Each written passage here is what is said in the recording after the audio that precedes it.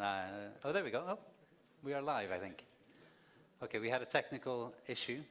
They say wireless is the future, but clearly it's depends on the circumstance. There we go. Yeah, we're back.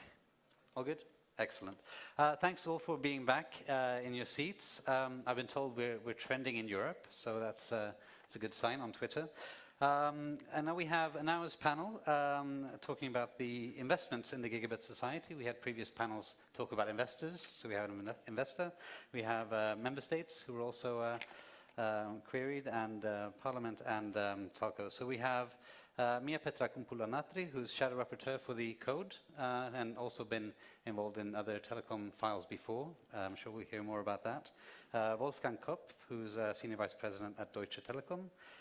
Lukas Ilves, who is the Councillor for Digital at the Estonian Permanent Representation and Incoming Presidency, Telecom Chief on the Member State side, and Justin Funnell, analyst at Credit Suisse, who kindly jumped in at the last minute after Tim from Barclays had to excuse himself, unfortunately, but I think Justin is a great addition to the panel, so I'm not disappointed at all. Now, we talk about Gigabit Society investments and I think spin on from the themes we heard in the previous panels. So I think without further ado, Mia-Petra, do you want to kick us off with some introductory remarks, please? Yes. Do you hear me? Yes.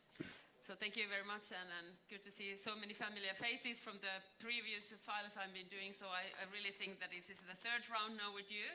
That this is a single market, I was the shadow, and then it was the first round, then on the roaming wholesale prices, which is now on the trilogue phase. I met a second round, and now I met many of you for the third time for the communication code. But this is so broad that I think that we will need several talks. And then it's very good for to talk on the different pieces.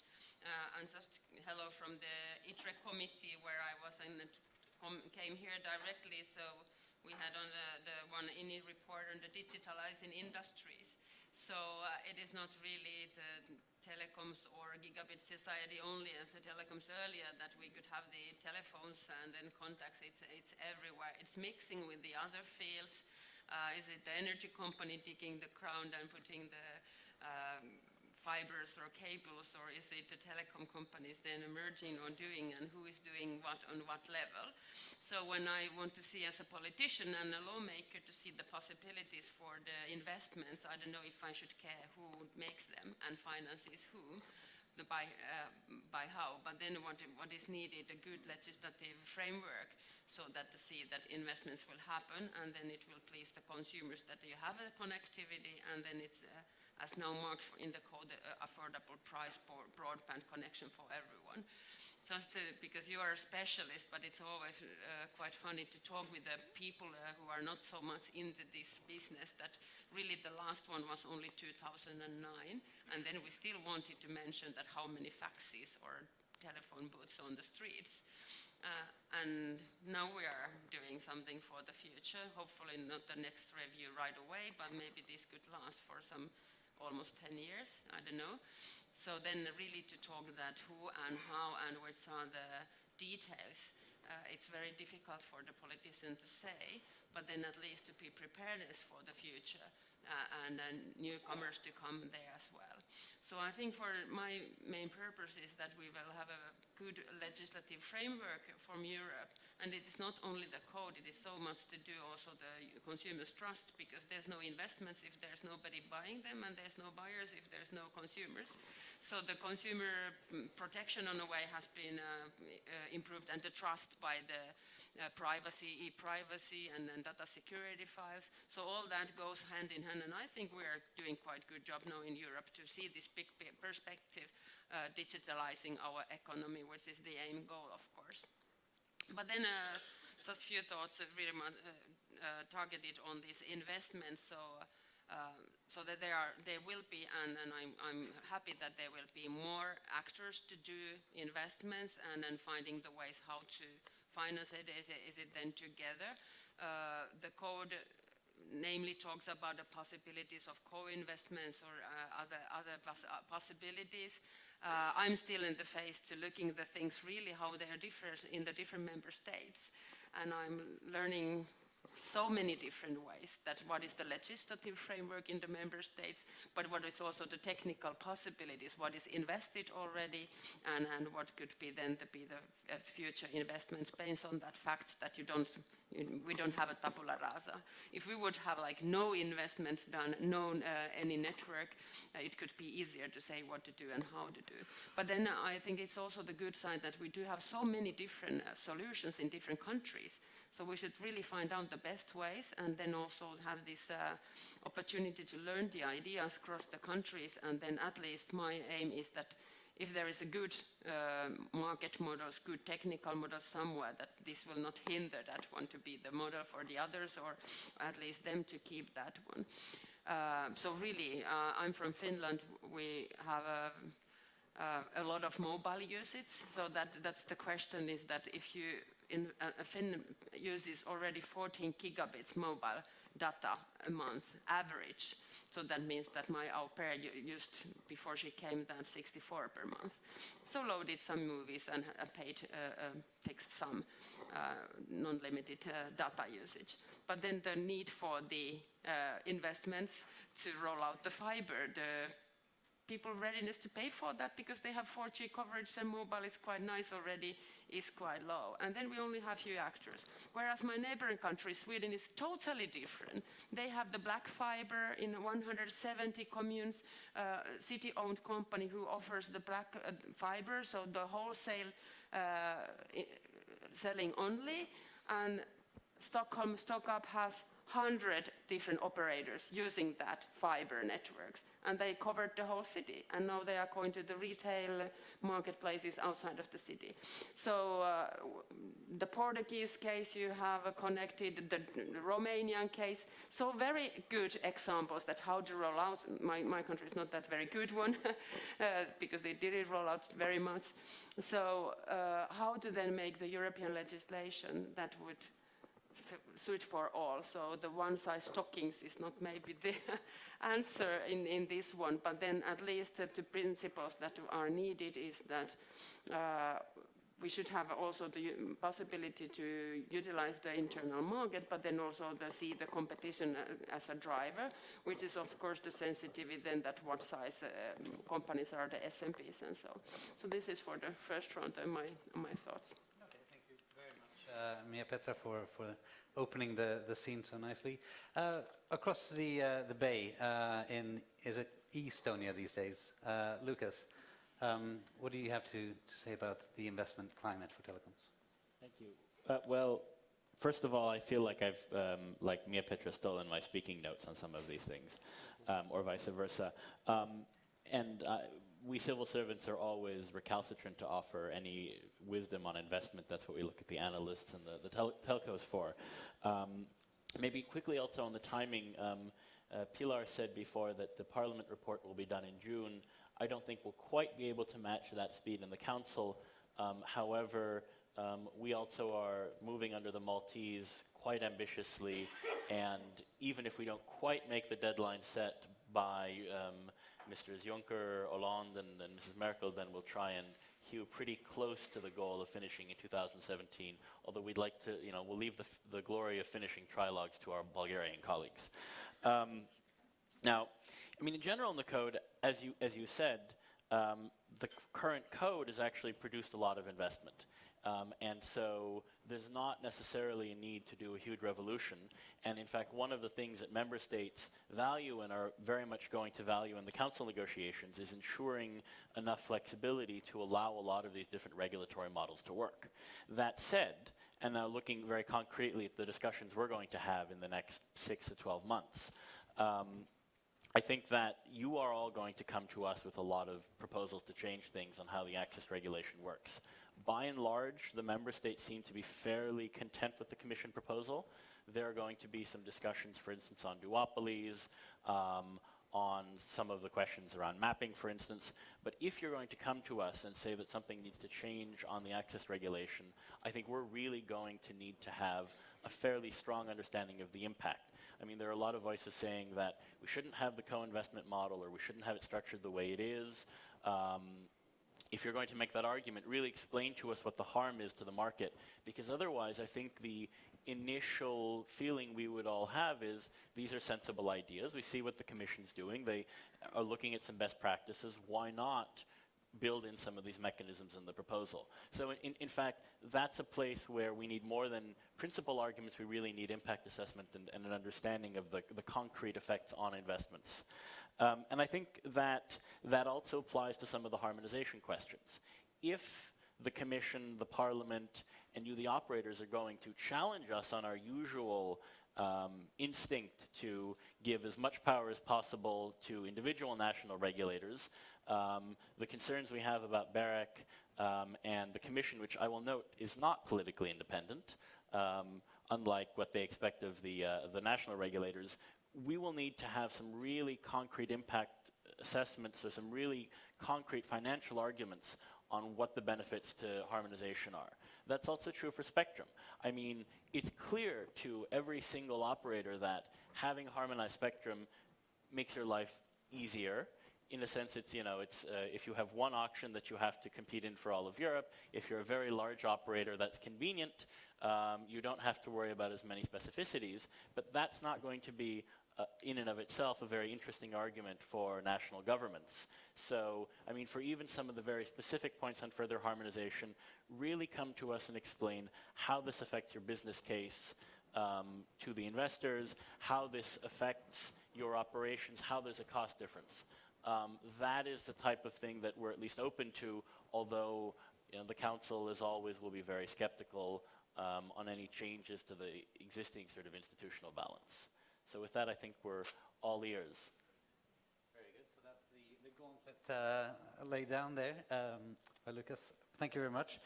Now, Wolfgang, do you want to respond maybe to these initial remarks and give Deutsche Telekom's perspective on the investment climate? Well, maybe a few aspects on the current investment levels. I think it is not so much the current the framework which led to some of the investment raises, but single decisions by national regulators who made clear that there's a predictable and stable investment environment for at least 5-6 years. At least this has led in Germany to huge investments, together with competition, infrastructure competition. The German case is we have about 65% cable coverage, and Deutsche Telekom is currently building out more than 80% of the country with VDSL vectoring. We deployed almost 500,000 kilometers of cable. That's German cable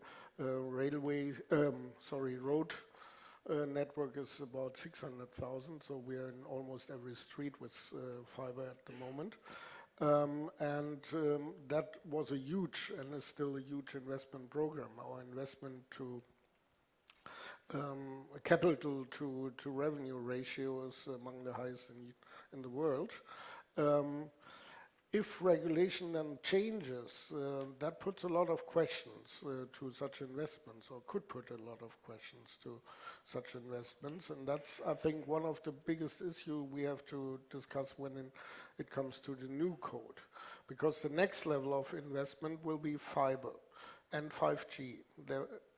And fiber to the premises and 5G need additional investments, which are even bigger than the ones we deployed in the past 3 to 5 years.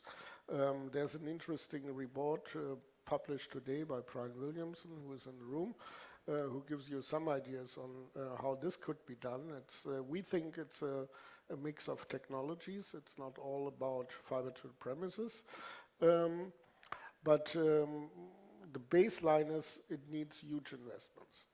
And there are some simple rules for investments, and that's what we were told always by our investors. So I speak regularly to our main investors, which, by the way, sit in the US.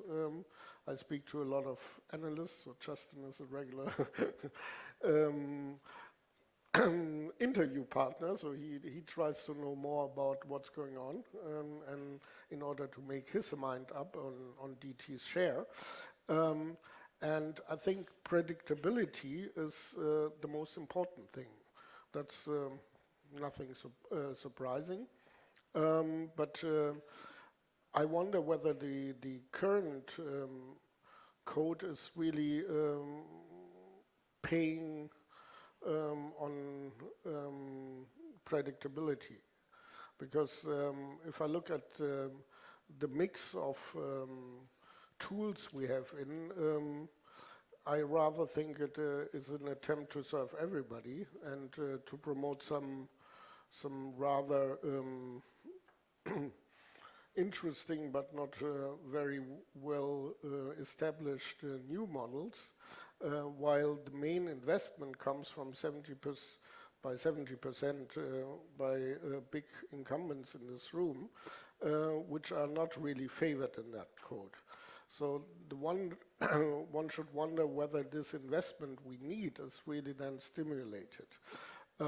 If I have 11 different terms for competition in one code, that tells you also something about the quality of predictability in the code. I think that's those are issues which need to be discussed, because just by reading through the whole thing, which is double the length of the previous one, you get the idea that there's much more room for intervention, there's much more discretion with the authorities in the end, but there are no limits. And that means a lot of sunk investment should be incentivized, but nobody who invests there knows what the rules in 3 years are. And to be honest, that's not a big stimulus for investment.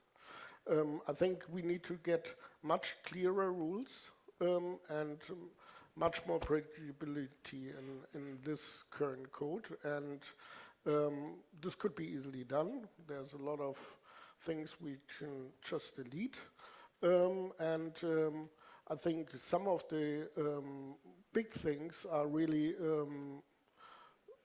already incorporated. I think the focus on infrastructure competition, also co-investment, is a very good idea.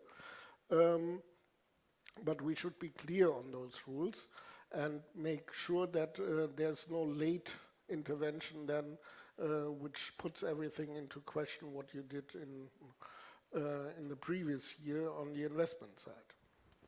Thank you very much, Wolfgang, again for a glimpse into your thinking.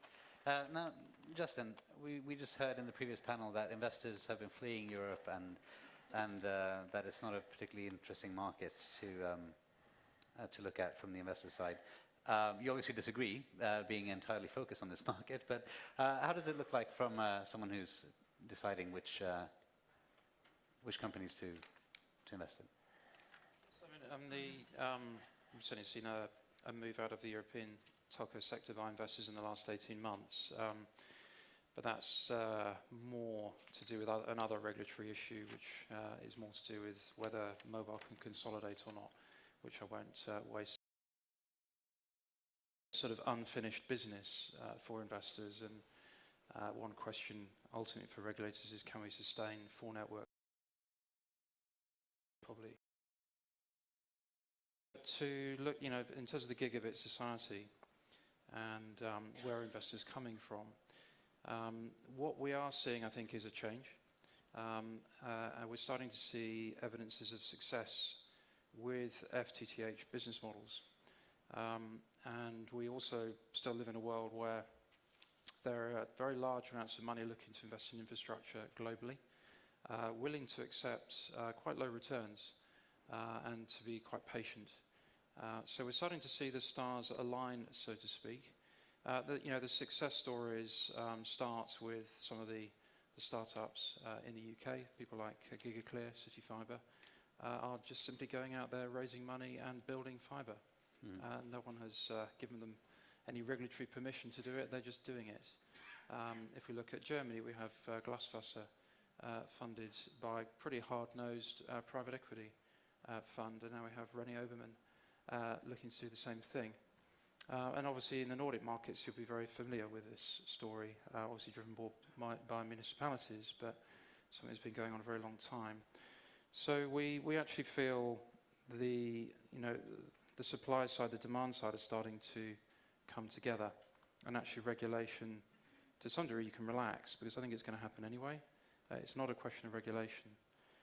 If you look at the demand side, Verizon, their results yesterday, they said they've now hit 50% penetration on Fios. It took 10 years, if not 15, but they got there. That's roughly where we calculate the payback is. You start to generate reasonable IRRs at that, and obviously 40% is just going to keep rising.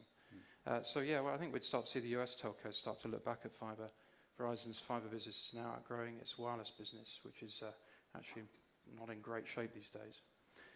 If we look at Sweden, we did a big survey of fiber in the summer of last year, and the big surprise was the Swedish story, where you're now getting a race to build fiber, fiber to the villa, they call it, where the cost is very high, but the customer is willing to pay 20,000 krona to have it installed. And this is an example where by providing it in one part of the market, it's created demand for it in another part. That the supply has created the demand in a way, and that people have it in the cities, and if you live outside the city and you don't have fiber, you feel left out. You feel like you don't really belong. And then, if we all thought that customers would pay, 2,000 euros to have fiber installed, then the problem's solved overnight. So I think, there are things that are starting to come together. And really the best the regulation can do is not get in the way. So what are the things that I worry about in terms of getting in the way? I think this predictability is key. To have a set of rules that may change 5 years from now, it isn't going to work. But how can the framework set set of rules that are there for 20 years seems to be a systemic problem. And, I'm not the guy to solve that one. But I think that is the biggest issue. And secondly, flexibility. I think there are so many different models where fiber is being built. I think it's patently obvious the Commission Europe can't come in and stamp a single way that it has to be done. I think a lot in the framework is right. Leading with physical access is the right way to go. Co-investment, I think investors are pretty open-minded about, but I think it has to be fair co-investment. And I'll just pick up one example, the French model. You're invited to come in and co-invest and build up front, but you still have a chance afterwards to come and sort of unbundle the network anyway. And that's not really co-investment. I'd also say you've got to stick to the rules. And my biggest concern as an analyst is that we can create a framework, but once the network's built and it's a sunk cost, we'll drift back to cost-based regulation. Investors aren't, that short-term. They do actually think long-term. And an example of that is Infratel in Italy, where the government is saying, here's a lot of money, please build fiber, but we'll take it back, the network back in 20 years. And that's why we're saying to TI, you shouldn't actually try and win this money, you should just build it yourselves. So these longer-term issues are quite important. So that's it. Yes, keep it simple. Try and reduce the number of different rules. And the final point I'd make is that on another tack, if we bring the wholesale caps down too far on Roam Like at Home, we'll have a whole other different problems over the next 5 years. Thank you very much. On that bombshell, Mia-Petra, you've been working on roaming. Do you want to just comment on that last point? Because I think that's maybe where discussions are a bit more advanced on the investment or risk to investors that the wholesale situation in roaming poses, and maybe update us on where we are. It's not very much. I don't want to do it. It depends really to whom you talk. Okay. So then I read the figures that roaming is really just one part, and then I really want to pass on the message that actually now I'm talking on the business that is growing.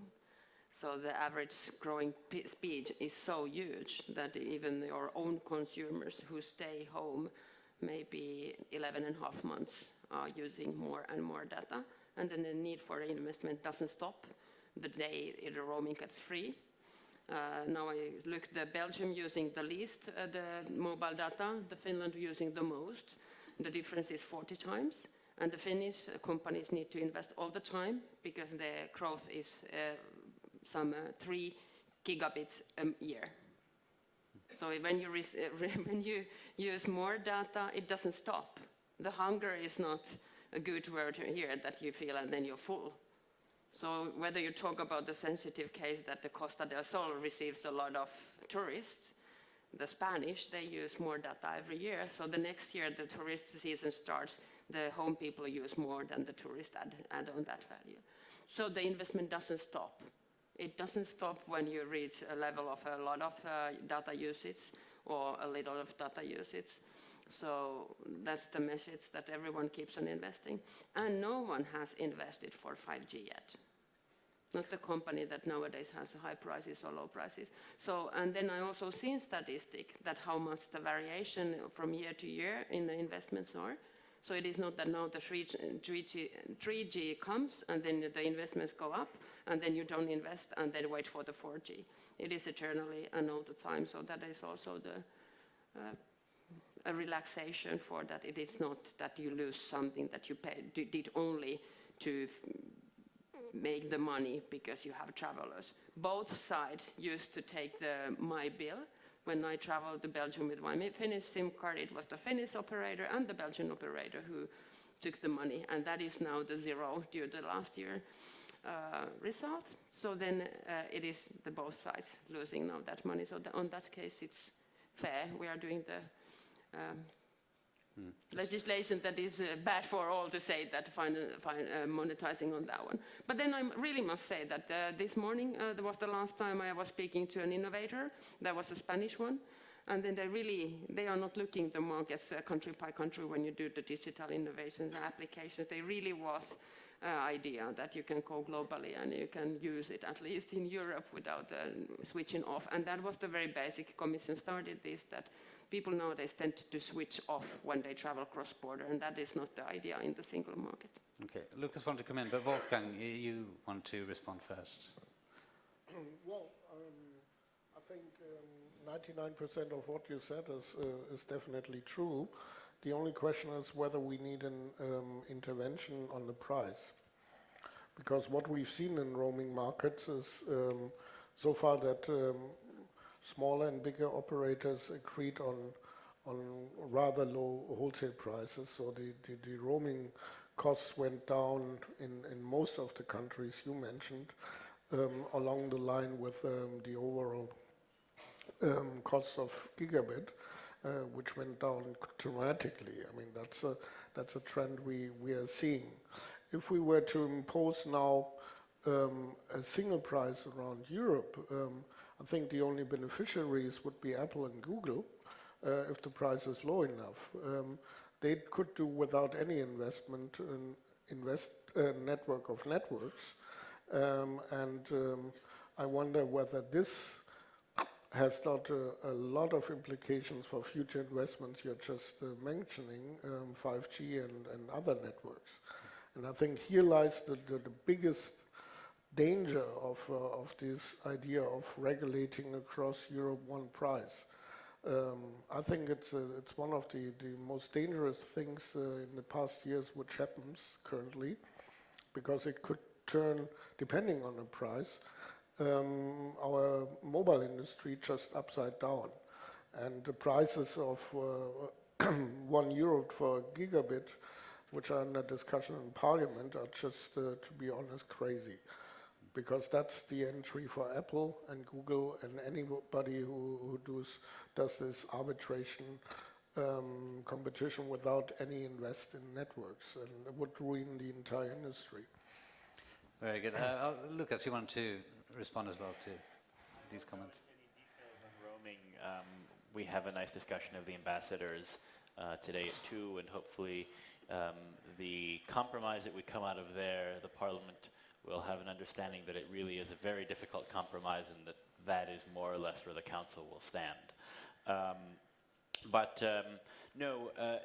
Yes, Wolfgang, I think you're probably right that price regulation is a step too far. On the other hand, if we look at the variation, both for mobile and fixed internet across European markets for what is effectively a commodity, at least from the consumer's perspective, I mean, with a few attributes, speed, latency, jitter, which if someone can give me a good definition of jitter, it would be very useful for the legislative negotiations.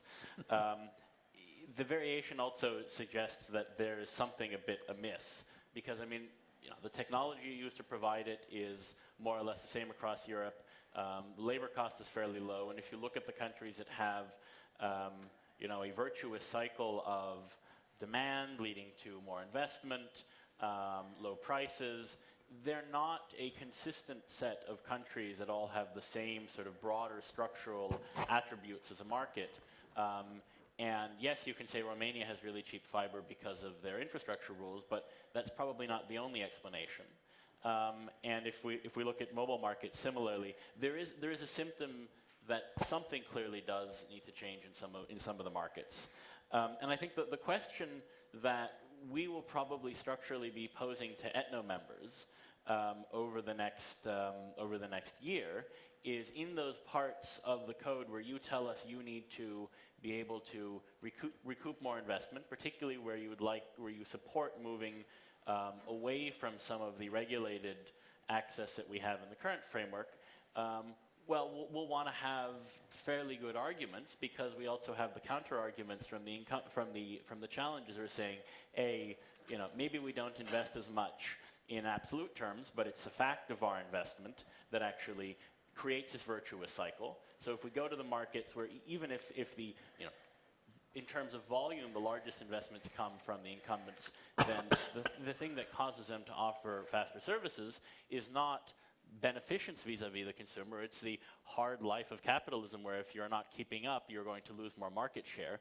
We'll want to understand what's wrong with that logic. So we're going to have to look at all the evidence and when we look at the Commission proposal, but I think we're definitely going to ask some very difficult questions, and I think our job is to second guess your arguments and want, because it's obviously in your interest to have a regulatory framework that that moves away from some of these situations where we've heard your concerns. We understand why it's more comfortable for you to not be forced to engage in some of this regulated access, but we're accountable at the end of the day to the consumers or the voters. Mia Petra, you want to No, just respond? on the Wolfgang's comments on the one price. No, I don't know if I'm cut off. Do you hear me? Oh, yes. I really didn't find that very wise in the beginning too, because I was thinking that could have been done on the different way. This is purely speculation that what could have been also the case. That at least when Deutsche Telekom sells the bandwidth as a data to someone who is not German but an operator coming cross-border, is it possible that when you sell your own data to another MVNO in Germany, that you propose a different price for the company coming cross-border in an internal market? And I think that could have solved the case. You may not treat a foreign operator on a different way that you sell your own, who is from the same country. That could have solved the problem of the one price. Because now when we make legislation that we put zero price for consumer, but we force existing companies on the private markets to pay on one another, there should be kind of rules that what you may force them to pay. So then I think the internal market explanation could have then proved that one. Then I talked to the MVNOs, who are your consumers, who are consumers in different teleoperators, and the price they tell me they pay the cap. So that's why it's for the competition, I see it's important. And then the third issue is the €1 why we had it, because we see nowadays today there are retail prices that is €1 per giga. Okay, I know the logic that even if you have €15 for 15 giga as a consumer, you don't every month use it, so that's the business model that has been invented. But then it's very difficult to call for the marketplace, talk to the really ordinary consumers and people, that we say the whole price is higher than the price they pay for the companies.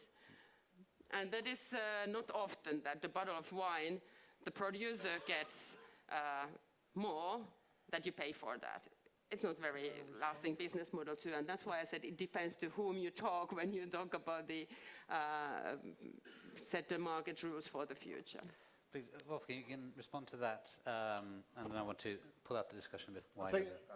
think this example with MVNO is somehow striking, because then you you must basically ask yourself what kind of competition you want. Because an MVNO does not invest in networks. The network price on roaming between two network operators in two different countries is of course lower, because you're giving access to another network, which was a huge investment. And so you're granting each other access. An MVNO has in no country any network. He has no risk, he has no sunk investment, he has a completely different cost structure, which is only marketing. And if he gets a higher price, that's just the result of market conditions. And if you are then going to lower that on the networking network operator price, that's what I'm saying, then you're offering to Google and Apple a price which is just an offer for arbitration competition, which is highly dangerous and does not fit with any market conditions. That's why I'm saying it's so dangerous what currently is happening. So we'll get Google and Apple onto the panel for next year. Justin, do you want to either respond to this, or more broadly, I was thinking about the question maybe as an investor, which relates to what we heard before, that the Commission wants to shape the investment decisions of operators to go towards network investment, presumably rather than, I don't know, content or acquiring customers with price wars, or I don't know. Do you think that that's a right approach to go if you're buying stocks? I mean, just again, giving an analyst's view of this wholesale roaming issue, which is clearly an emotive issue for Europe. The big concern for an investor is that no one can say no to Apple. No matter what you put in the fair usage policy, we have a prisoner's dilemma. You know, a vendor that essentially controls about 40% of the traffic can just in the end use the prisoner's dilemma to pick off the operators. If the reference price is €1 a gig, in the end, every other operator in the market is going to think, well, if he takes the traffic, then, you know, so look, if he's going to do it, then I have to do it. And we see that in wholesale fixed line. You see in Spain, for example, Telefonica has a regulated price for their fibre of 25, and that sets a reference for Orange, who come in and resell their own fibre at a price lower than that. It's the prisoner's dilemma that I am concerned about, that we could, in principle, stop this arbitrage, but in practice, the operators just can't resist it. In terms of content, I would agree that telcos investing in content is a waste of money and a waste of resource, but I think I would let the market decide. I'd let the market sort of tell the telco that. So we've seen already, again in Spain, where Telefonica bought content rights, and then they were ultimately required to wholesale some of it. And in the end, it ended an arms race where everyone had to pay for content, and we're back to square one, and nobody got any competitive advantage. I think DT has done a very good job of avoiding going down that route in Germany. Yeah, the content has the greatest value if it's in front of the greatest audience. And the whole thing of trying to get exclusivity, it ultimately fails. So again, I wouldn't feel you have to regulate that. The market in the end will work its way to the right outcome. Okay, we have about 10 minutes left, so if there are any questions from the floor, I'd like to solicit them now. Yeah, there's a mic. Anyone want to probe the depths of this topic? Okay, we'll get to you, Luke, in a second, but Wolfgang, maybe on this consistency point, which has been raised now several times. I mean, you're operating in many markets with different regulators and different governments and different... are you happy with all this flexibility, or would you maybe rather that the people here in Brussels were a little bit more de-reduced in how you or other players in the market are regulated? I think that depends on the market. If it's mobile, I mean, markets converge, but if it, let's put it like that, if it's spectrum, I think we are real advocate for true harmonization. We think that spectrum all over Europe should be harmonized. We should have an American type of spectrum usage time, so indefinite, so it becomes a property. We should have harmonized rules on how to auction spectrum, because there was where the biggest differences in countries where operators did not really, regulators did not even understand the rules they set up, like in Austria or Netherlands, where we had to, at one stage, bid double the time of the value of our company in a special auction. In the end, the amount we paid was lower, but try to explain to your supervisory board that you're bidding double the amount of your company. On Austria, the next day we had to give up more of half of the company value. So I think there is a big need for harmonization. On the fixed line side, we rightly heard this morning that there's so much diversity that we would rather stick to slim and basic rules, which make investments predictable, as I said, so I'm not repeating myself. Very good. Now, we had a question from Luke, I hope. You already had a chance to make a speech, so if you have a question for the panel, please do.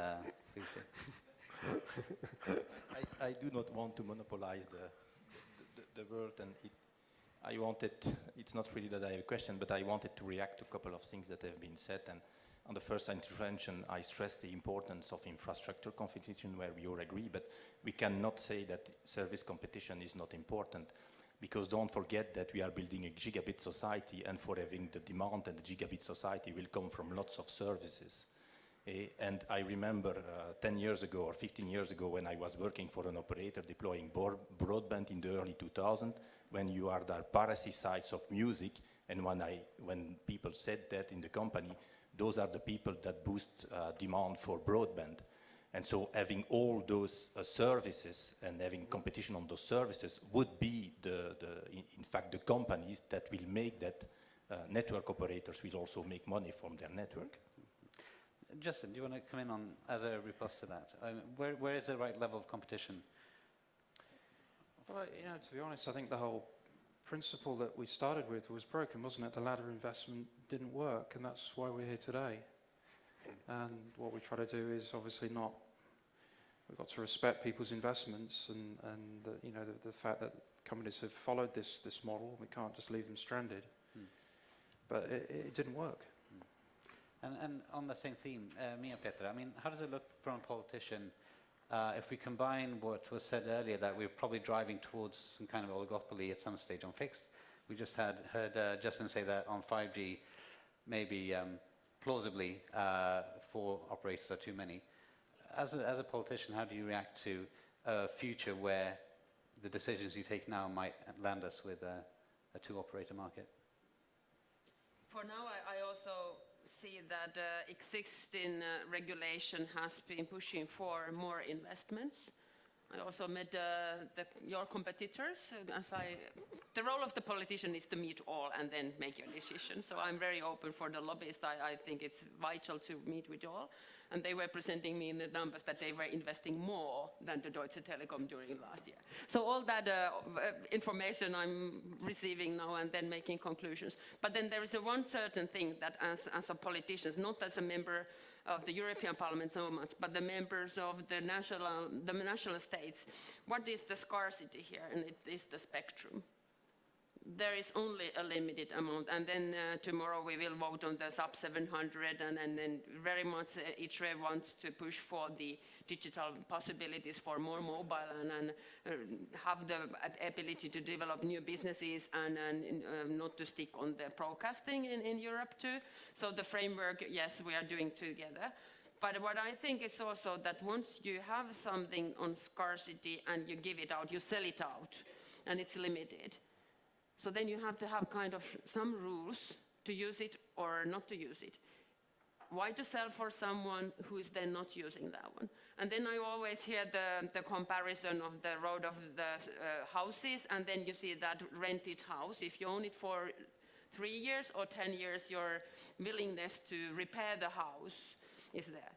But unfortunately, you go out to Belgium, you see the houses that are owned with somebody for eternally, and they are not rebuilt. and then the whole neighborhood is suffering. And that's why I am quite curious to see, and I don't know really what we can do on the European level, what is left with an NRAs, that we do nowadays see that the spectrum is used somewhere efficiently and somewhere else very much less efficiency. I saw some pictures of the Estonian Greece, it was 14 times less. There were some big Europeans, was it Deutsche Telekom also, and you say maybe no consumers not there. Okay, the consumers are not ready to pay the price maybe, but then do not come to tell me that my people are not curious to use data. That is not true. But then it's how to make the markets that goes hand in hand, that what is provided and what is the needs and on what prices. So that is, as a politician, we are now deciding, and especially the member states, they are deciding to whom to give something that is scarcity. And it's unfair for that nation, the people living in that country, that if the spectrum is not then delivering the services it should. So then some critical remarks on that efficient use of the spectrums by the investors, and then we really should see the circumstances. And when I say it now loud, it's predictable when it comes. We're about to wrap up, but Lucas, do you want to just give us a view into whether the mindset of member states are changing on the spectrum? We're having a spectrum panel later, so I don't want to step on toes, but while you're on the podium, is there a change in? The short answer is we'll see. The only thing I feel confident saying is we will not have quite as categorical a rejection of the Commission's proposals as we had for the telecom single market. There are some interesting ideas. We'll have to discuss them. But you all, as I said in my introductory remarks, if you want us to overcome our usual reaction, which is not simply an emotional one, but actually is founded on a fairly good understanding of how things have worked so far in all of our member states, a feedback loop to some of the mistakes we have made in the past, and a learning process, then there are going to need to be some pretty good structural arguments for even the fairly modest changes the Commission is proposing. And beyond that, I see enough of my colleagues here that if you did an Insta-poll of them, you might get a better answer. All right, we'll work on that format for the next conference. I'd like to thank the panel. I'd like to thank you all. It'll be my colleague Vessela taking over for the afternoon with some more fascinating talks. And now we're gearing up for lunch. So I'd like to thank everyone, and see you later.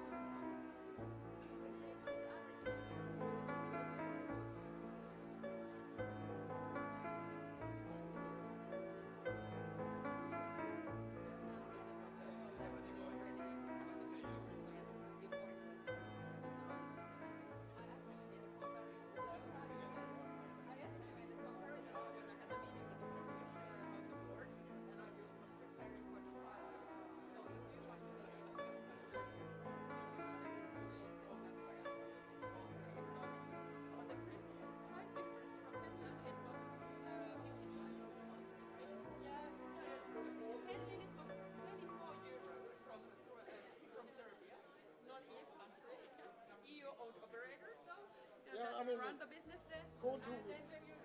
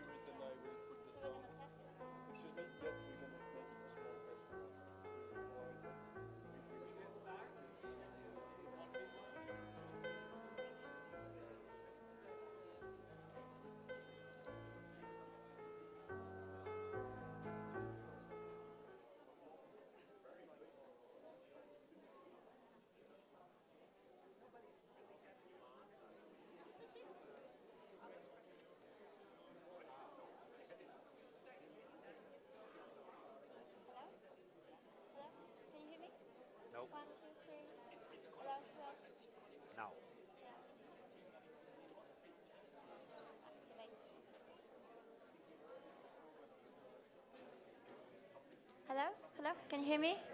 Hello. Hello, good afternoon, everybody. Hello? I think it stopped. Hello? Yeah? Yeah, we're back on again. Great. Hello, everyone. My name is Vasila Glodicheva, and I'm a journalist at ETNO-Mlex covering the tech and telecoms policy here in the EU. So I'm going to lead this next panel, which is going to focus on Europe's role in the services and data world. We have on the panel 5 interesting speakers, and which I'm going to introduce right now. Next to me is Enrique Medina Amalo, Chief Policy Officer at Telefonica. Next to him is Ursula Pachu, Deputy Director General of the European Consumer Organization, BEUC.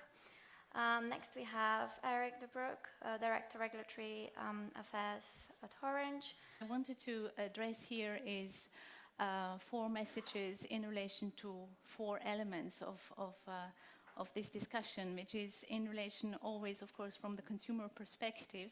What changes do we see due to the digital economy, due to big data and services? What are the challenges that we see from a consumer policy perspective?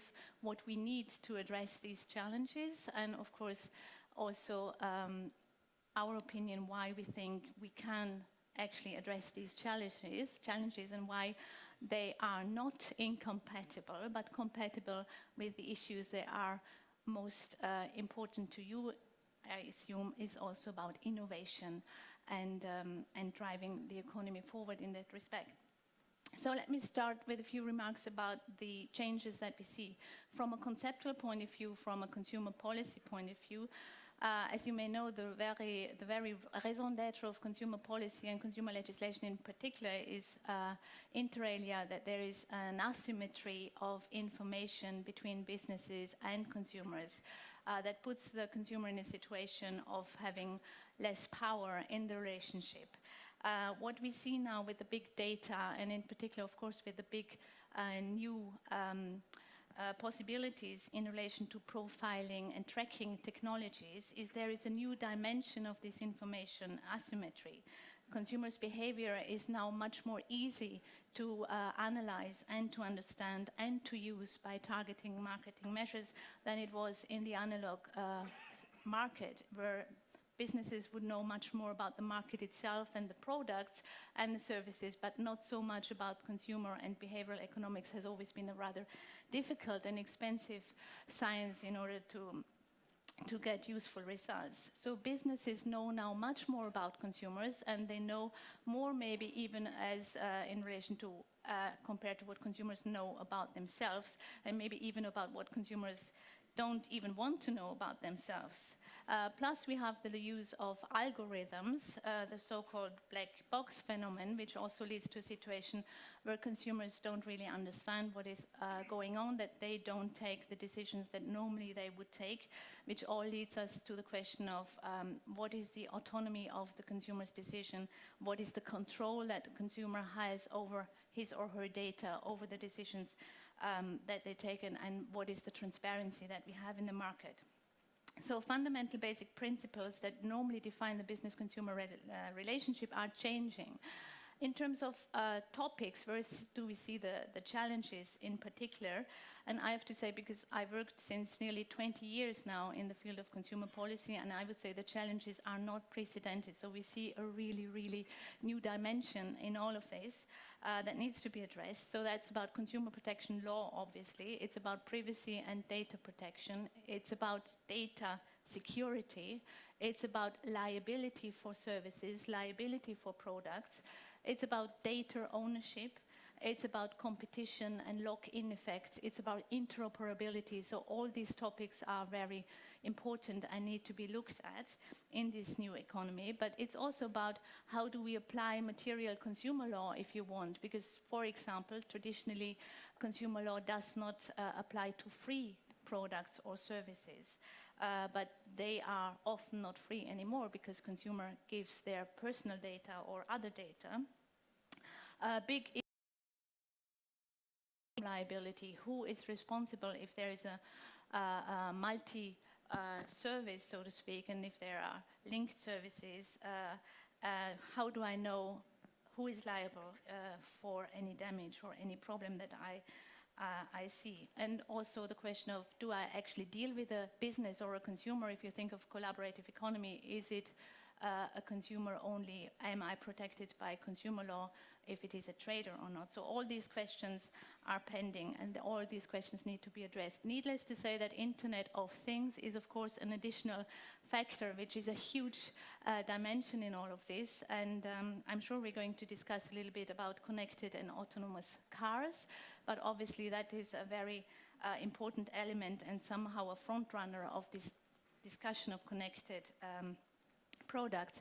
In that respect, just to give you a few figures, FIA, which is the Automobile Clubs, they did a survey last year, and to talk a little bit about consumers' concerns, they found out that 80% of the surveyed people were concerned about the disclosure of private information, about commercial use of personal data, about vehicle hacking and tracking, 80%. And 95% of the surveyed said that they think there needs to be specific consumer rights to protect them in relation, in this case, in relation to vehicle and driver data. So this is to say, what we need is really a robust framework so that consumers can safely benefit from all the new opportunities, and we see a wide range, obviously, of opportunities through the new services and through the new market developments. What are the pieces of this puzzle, if you want? From a legislative perspective, we have, of course, the GDPR, the General Data Protection Regulation. We have now the review of the e-privacy directive. We have a big refit initiative going on consumer law in general. We have the European Electronic Communications Code proposal that is pending. We have now the Commission envisaging a review of the Product Liability Directive, an old directive, 25 years old, that does not at all take into account the digital dimension of products and services. And then, of course, there are other non-legislative initiatives on connected cars, etc., etc. So why can we do that? We think, as I said, that embracing this data-driven economy is something which is not incompatible with maintaining high standards for consumer protection. We think that the European Union in the international context can set examples, for example, in relation to data protection. The GDPR, we think, is a good example. And we should also not forget that I think we have to think much more out of the box. We have to think not in silos, but we have to think interdisciplinary, and that is also very important in relation to enforcers. Data protection authorities, consumer authorities, telecom regulators, all these authorities need to work together in order to make sure that we will have a market that functions for consumers and for businesses. That's for the introductory remarks. Thank you very much. Great, that's a long list of questions and pending questions, as you said. Thank you. So let's next go on to Rosa, if that's okay. So could you maybe explain the Commission's point of view on the topics today in this panel? Thank you. Okay, thank you. So, hello everybody, and thank you for the invitation to be here to explain the Commission perspective on that. Some of you might know, last week, 2 weeks ago, the Commission presented a data package. It was on the 10th of January. The data package contained various initiatives, and I thought that I would sketch 2 of them. One is the communication that is entitled Building an European Data Economy, and the other is the proposal for a regulation on privacy in electronic communications. So the two from different angles have a direct impact on what we are talking. So let me start with the data economy. The communication presents various topics that Ursula mentioned, basically all of them, that because of the legal situation or the unclarity perhaps of the situation present problems for the development of the data economy. And just let me run through them very quickly. First one is data localization. So we find that in member state legislation, or not necessarily hardcore legislation, can be guidance, it can be practices, that we find that there are provisions that require that the data is stored in a country, in a given place. And so these requirements prevent the data from being transferred across borders.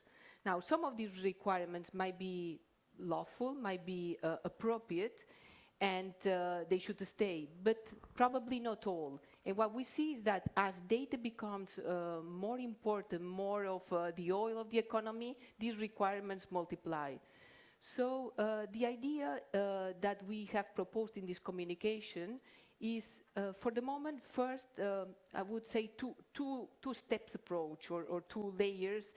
First one is start a proper discussion, a structured discussion with the member states, and we have identified about 50, for the moment, 50 of these requirements in current legislation, and discuss with member states whether these requirements should be maintained, or they are appropriate, or the member state would voluntarily remove them. So that would be in a first approach. Second is we continue a sort of a fact-finding evidence on possible also getting stakeholder views on this problem, and what is the way forward for this problem. I mean, and the possible alternatives are not sketched yet, but the Commission is not close on other measures that could be done. It could well be that infringement proceedings against the member state is the right way, but there could be other regulatory tools to prevent them. So that's for the first one of these problems. Second problem is access to data. It used to be called data ownership, but basically it all boils down to the data generated by these devices, new devices, by connected car or by whatever. The data tends to be maybe not shared. And the question is whether should there be incentive for sharing this data? And again, the Commission, I've had, my colleagues, I haven't been personally involved in this communication, but the communication reads in a way that it puts forward solutions and asks stakeholders to bring them in order to have a debate. It's not a sort of, here is the Commission with solutions, but rather, here are the teasers for you to come forward with proposals. So there are many questions that are put on the table, and some are very interesting. And one of them, for example, is to what extent all this data that could be good, positive for development of society at large, should be, for example, on some occasions shared with governments for public purposes. So this is put, should there be a right of the individual to, or the producer of the data, should the individual be afforded a right, which obviously generates also, it could, a rewarding. They could be paid for every time they want to use it. So there are, you look at the communication, there is many possibilities. And a public consultation had been launched. It runs until the 26th of April with all these questions asked to stakeholders. Then another question, so I go quickly, Ursula also mentioned it, is liability. So, I mean, everybody has, I'm sure, ideas about how things could go wrong. I think that the cars, I'm sorry, is the one that comes, obviously. So, but what happens if the car doesn't perform and you are in the car, who should be liable? Is the manufacturer? Is somebody closer to? Is the software producer? Who should? And we don't depart from a blank sheet. There are rules in Europe, and there are rules in like the Product Liability Directive, but one needs to explore whether these rules are fit for purpose. And for that, there is also another separate public consultation that is running on that, and to what extent this tool is the right tool, or whether something new needs to be put in place, such as, like the communication says, mandatory insurance. And last but not least is also the question of portability. we have, I think everybody knows, we have portability for personal data, but there is no right to portability for non-personal. Strongly builds on the existing data protection e-privacy directive. Is a certain continuation authority, but you have other member states.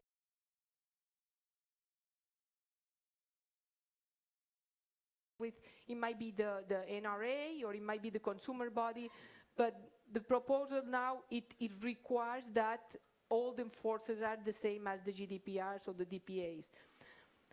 Another feature is that some articles have been repealed, removed, security breaches. In the GDPR, there is a requirement to notify whenever there is a breach of security. Now, in the e-privacy, there was one. Now, you think, why will you maintain two?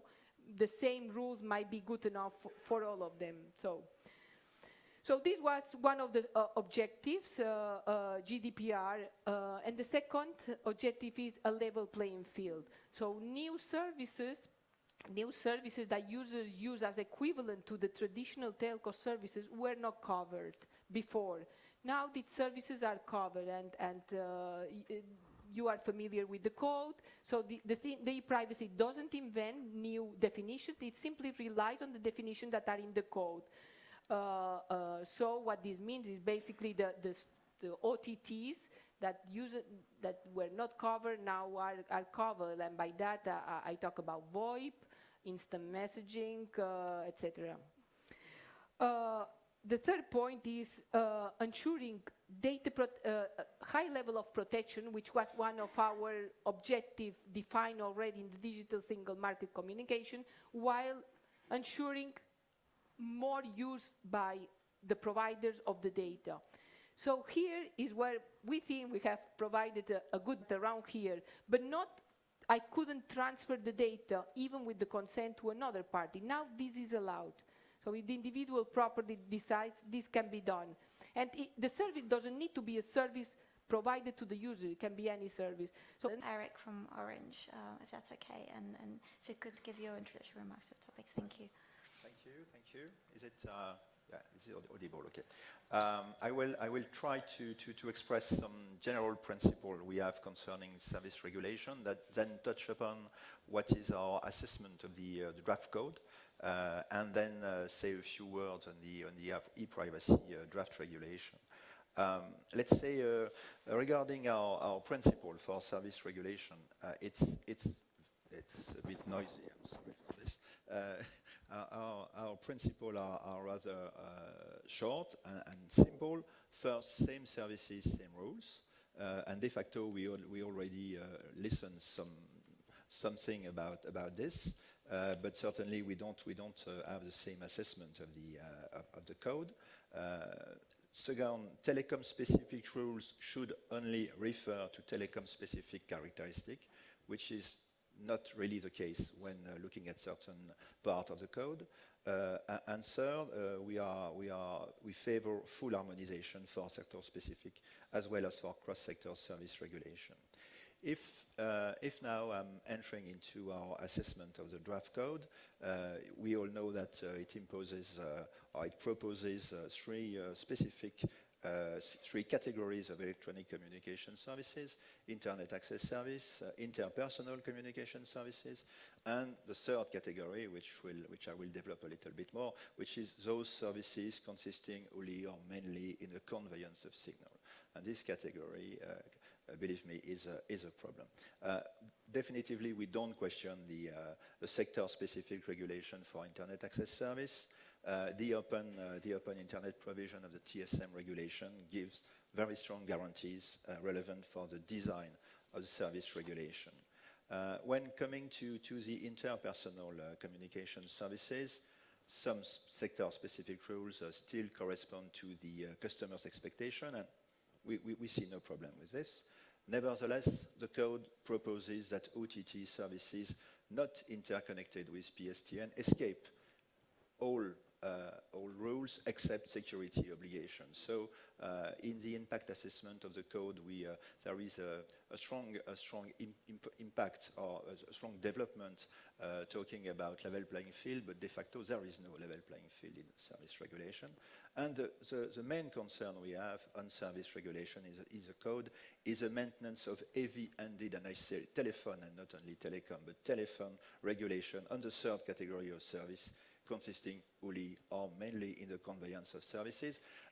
In fact, the code gives or design, there is, it is an imbalance between telcos and OTTs, which is organized by design by the draft code, as services provided by telcos are regulated, not because of the stakes of the services for end user, but just because the providers also convey the signals. So definitively, we see a huge problem of this.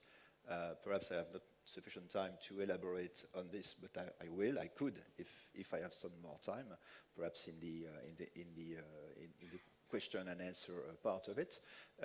And definitively, it's very simple. We are just calling for the deletion of this electronic ECS conveyance of signals category from the draft code in order to gain a real level playing field between different categories of actors. And I will finish with some words on the draft e-privacy regulation. And definitively, the deletion that we propose in the electronic code, draft code, doesn't modify the scope of the draft e-privacy regulation. We are still, to be frank, we are still evaluating this proposal, which is because we find it quite complex, in fact, and ambiguous.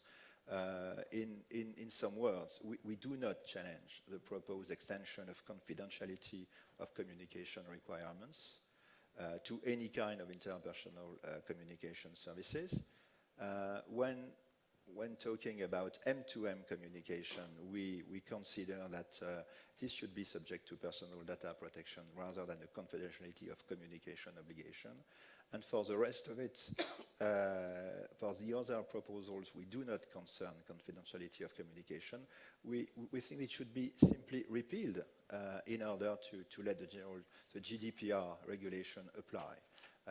Because when you are GDPR and e-privacy, you have a dual regime of data protection, which depend on a classification that some could name as hermetic, esoteric qualification of electronic communication data.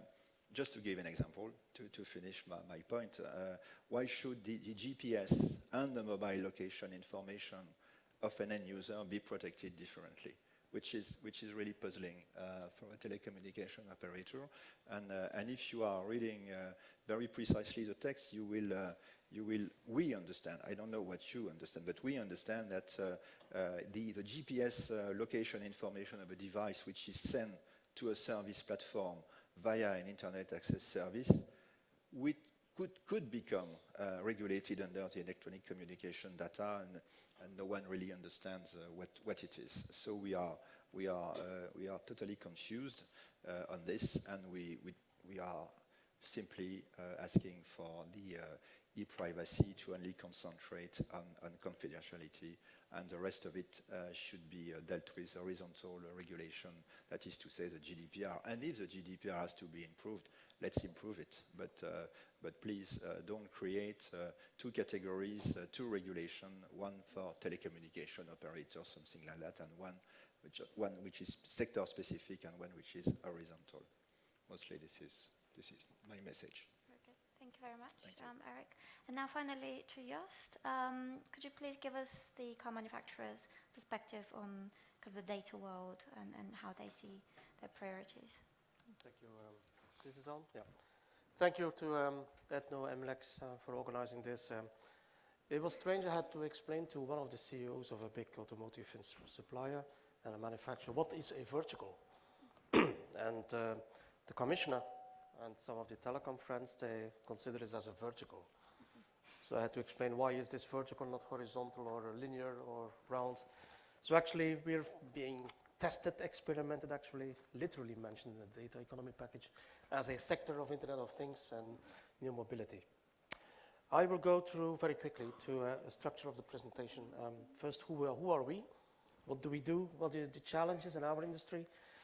What's the new ecosystem in which we are playing? The regulatory playing field. We have at least 4 DGs taking care of us and our consumers. The role of data, and access to data, and ownership.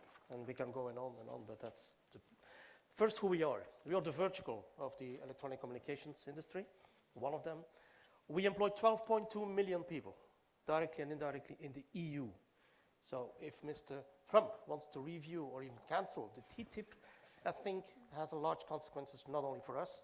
If Brexit goes through, if the Parliament definitely says yes, we'll have a big issue, at least Jaguar Land Rover, Toyota, all the brands are manufacturing in the UK.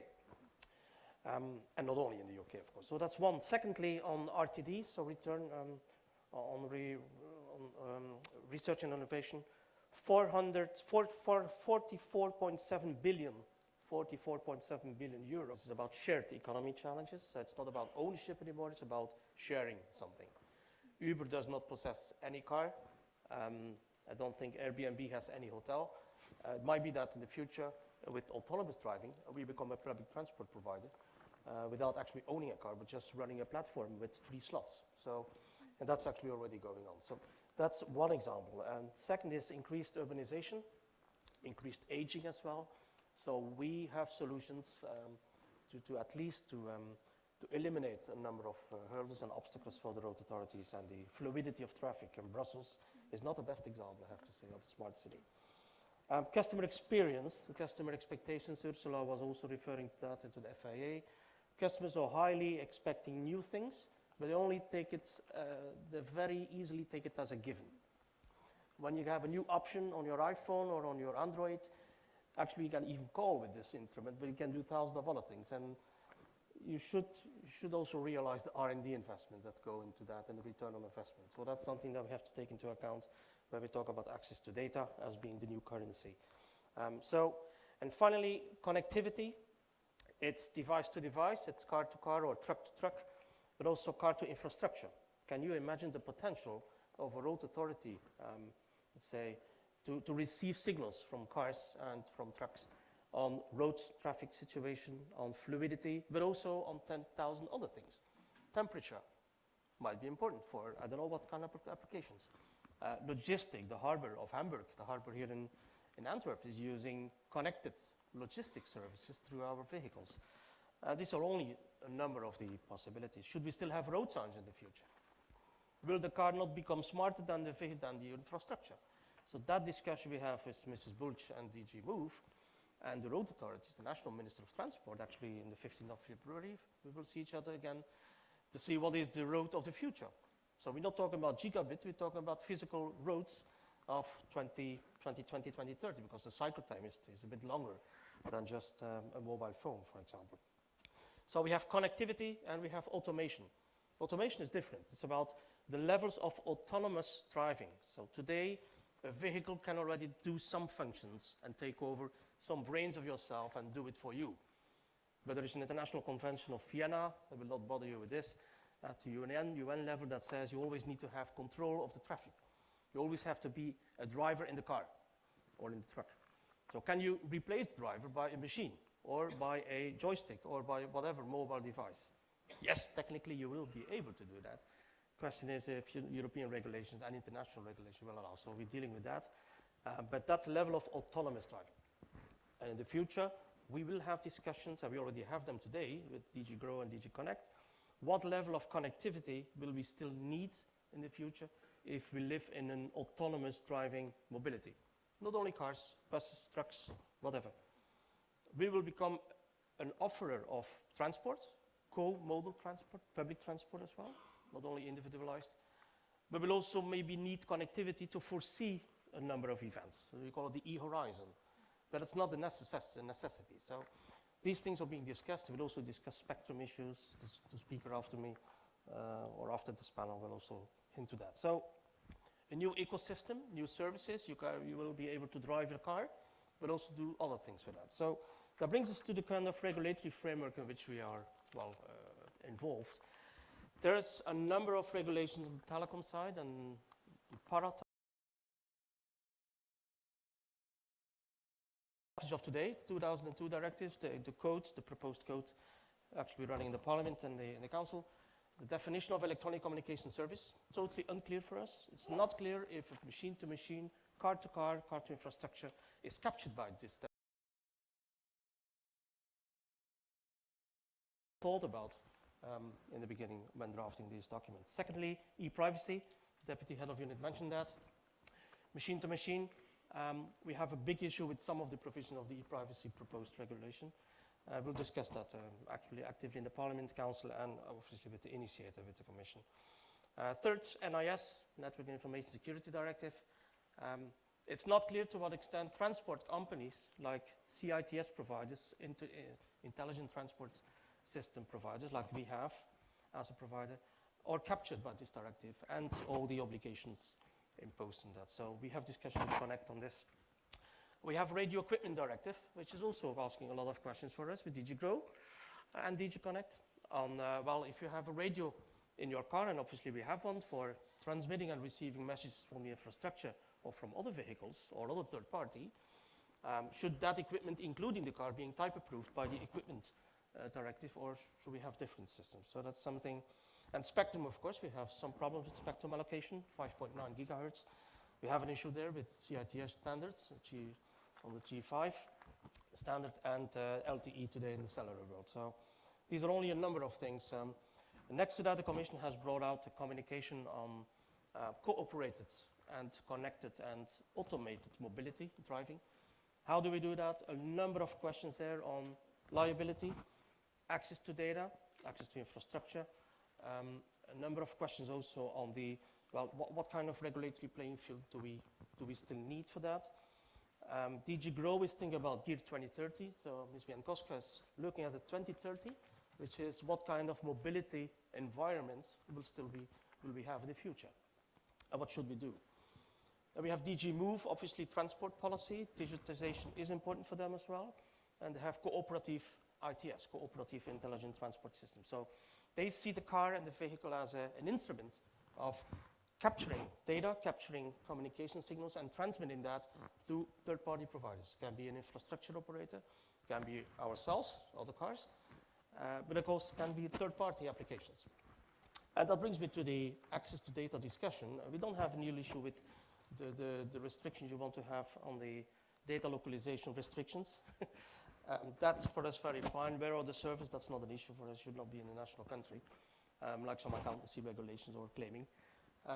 But we do have an issue with access to data. So we welcome the fact that at least we have a dialogue that is being started by Connected Justice on that topic. And connected and automated driving and cars is actually an experiment case, literally cited. And so we're happy to discuss that. We have a clear position on not only on ownership, but on access. If you imagine that somebody, a third party, would be able to access data in your car by infiltrating into the onboard units of your car, so into the ECU, so the programming unit, I think you would not allow that for all kind of safety, security, cyber, and all hackability reasons. That's exactly what we say. We, as OEMs of cars, trucks, buses, we have an incredible high liability for the consumer, and it's the Product Liability Directive, but also safety. And this is also being very heavily regulated by DG Grow in type approval directives, and at the UNEC level with Geneva. So the ultimate liable party is the seller of the car, which is actually the OEM is there in the chain. We have the suppliers, we have the communication providers, and so on. So imagine that somebody would be able to access your steering functions, to access your driving mode, to access your speed, your braking system. Imagine for 1 second that somebody would have access to that, even in the most secured end-to-end certificates with KPI infrastructures and so on. I'm not sure you would allow that. That's exactly what we have developed, a position of a kind of neutral server. So we bring all these intelligent data capturing with our sensors, LIDARs, and I would say cameras. We bring it offboard to a neutral facility. It's a web server. And we let third parties, whoever it can be, accessing data based on, obviously, data protection regulations. So we need the consent if it's personal data, and we are quite quickly in that area. And secondly, based on an ownership of that neutral server that is not managed by us. So we're not managing these data. We're not even saying who has access to what. We're just a gendarme in between, a kind of regulator, to say that data goes to this party. It can be Google, Apple, or whoever, or to the insurance companies, or to the leasing companies, or the fleet operators, or telcos, for all kinds of applications, or road authorities. but based on use cases. So it's not just we're going to open the cupboard and please grab the data you want. It's not the Silicon Valley approach. It's not to foster SMEs with new innovations and so on. We say, give us the use case you want to do. It can be traffic related, it can be security related, it can be e-commerce related, it can be commerce in general.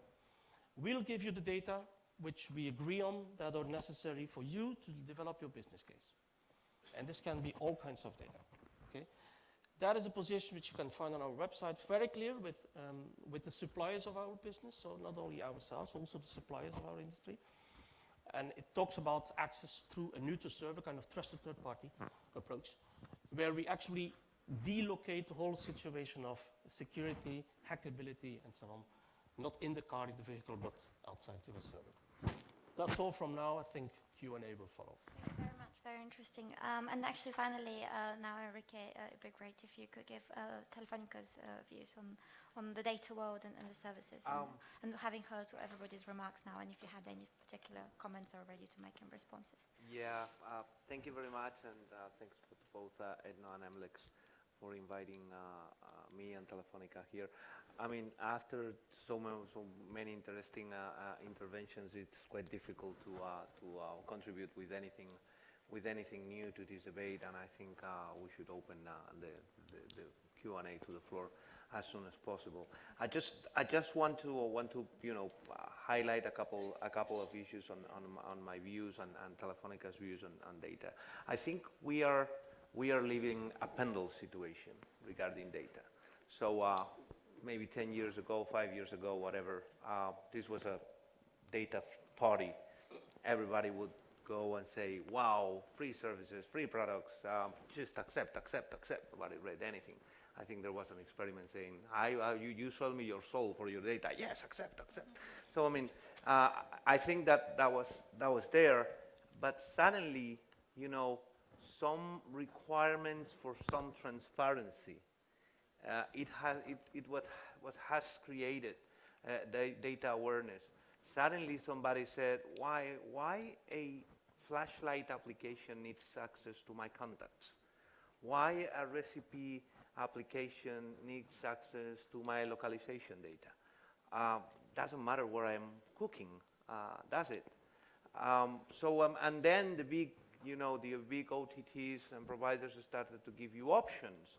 And you said, well, this is great. I mean, I can really decide if an application needs to have access to my contact or to my camera or to my microphone or to my why should this?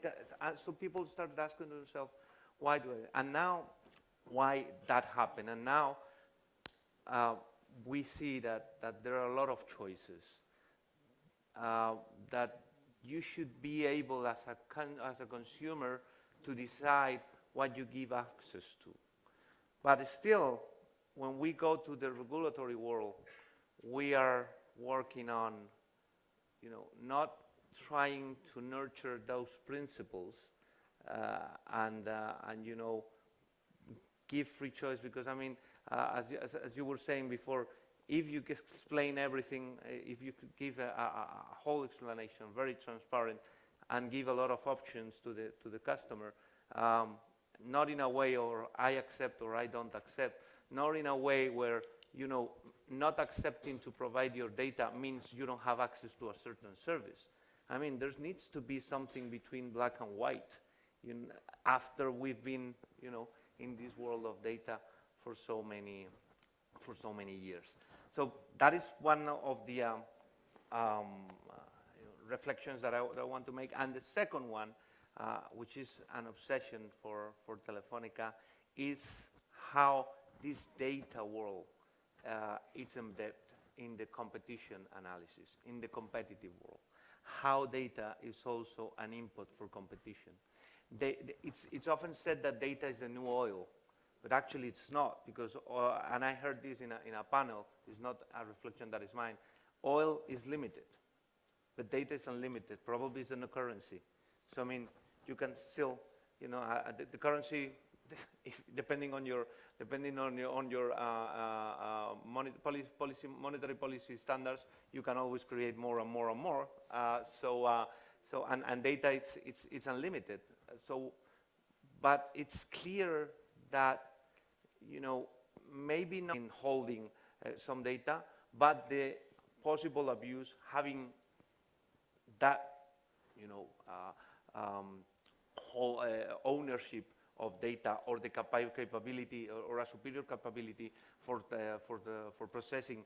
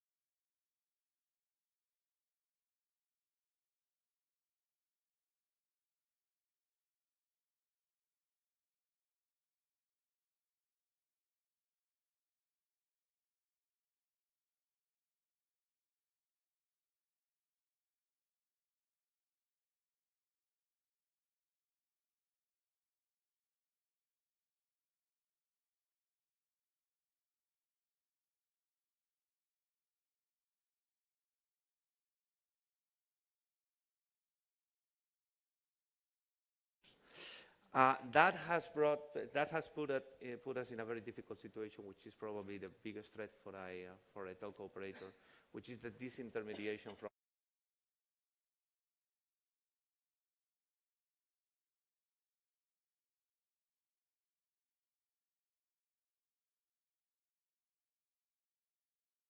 could not have access to them easily.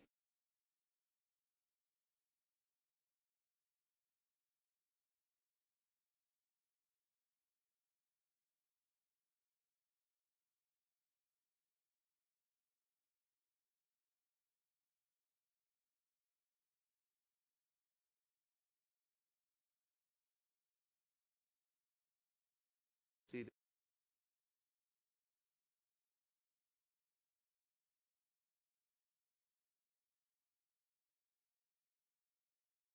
you know, or really disappointing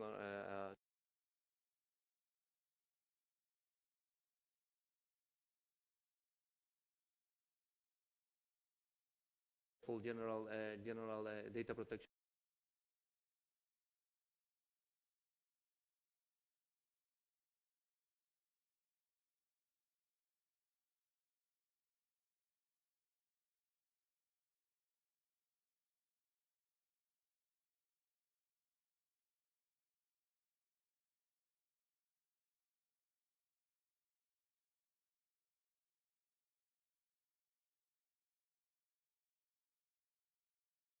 If